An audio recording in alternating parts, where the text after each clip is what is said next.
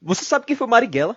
Um dos terroristas de extrema esquerda mais violentos da história do Brasil. Depois de ter fundado o grupo armado Ação Libertadora Nacional, o Marighella precisava de dinheiro para concretizar seu plano de dar um golpe de estado no Brasil. Por esse motivo, ele e sua quadrilha começaram a assaltar bancos, aterrorizando a população da cidade, chegando a assaltar o Banco Mercantil, o Itaú e até o Bradesco. E o grupo era violento nessas ações, invadindo os prédios armados de fuzil e até usando reféns como escudo humano. O grupo dele também chegou a explodir uma bomba no aeroporto de Recife, matando 2 civis e ferindo vários outros. Mas o maior atentado terrorista do Marighella foi quando ele praticamente sequestrou um embaixador dos Estados Unidos, no intuito de usar ele como moeda de troca e fazer o governo libertar 15 dos seus comparsas da cadeia. O embaixador Charles Burke Elbrick foi libertado 78 horas depois do sequestro, ferido com uma coronhada na cabeça. A jornada de violência de Marighella chegou ao fim no dia 4 de novembro de 1969, quando ele foi morto após trocar tiros com a polícia de São Paulo. Em 2019, Marighella ganhou um filme produzido pela extrema esquerda, financiado pela Lei Rouanet. Os terroristas que tiveram maior destaque neste período sombrio estavam ALN, Colina, o MR8, PCdoB, VPR, Par Palmares e MRT. Estes grupos eram formados por pessoas que protagonizaram nos anos seguintes a política no Brasil. Entre elas está Dilma Vana Rousseff, que pertenceu aos grupos Polop, Colina, Par Palmares e virou presidente do país em 2011.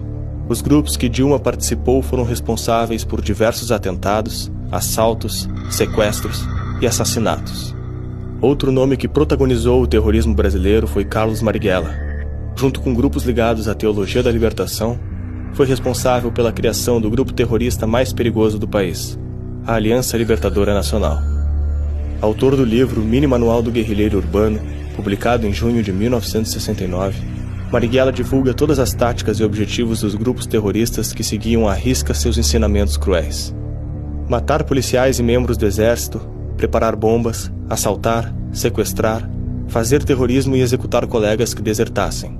No ano de 2013, Marighella foi homenageado em sessão solene no Senado Federal, pelo que chamaram de luta social, assim como filmes exaltando seus feitos foram produzidos pela esquerda, que aplaude e comemora a barbárie e a criminalidade.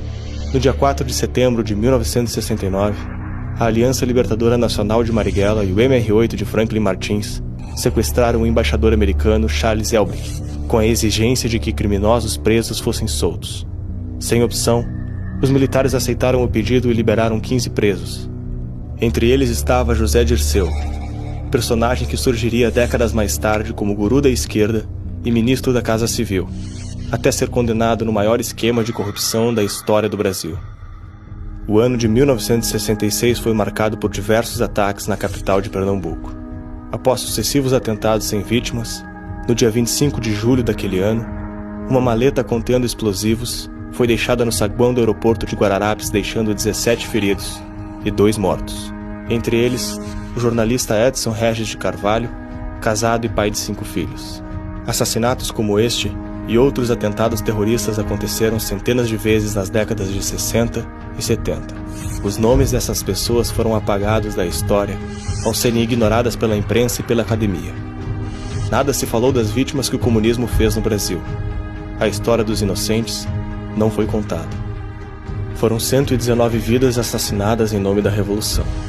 A maioria não tinha a ver com a guerra entre militares e terroristas. Há uma divergência sobre o número de mortos e desaparecidos durante o regime militar. 424 segundo os movimentos de esquerda, 362 segundo os militares.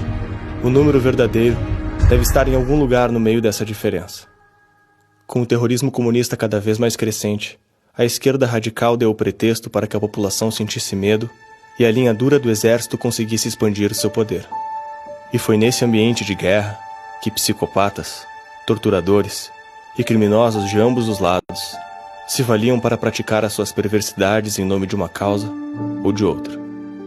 A tortura contra opositores já era presente na política desde a ditadura de Getúlio Vargas. Infelizmente, ela não teve o seu fim no regime militar.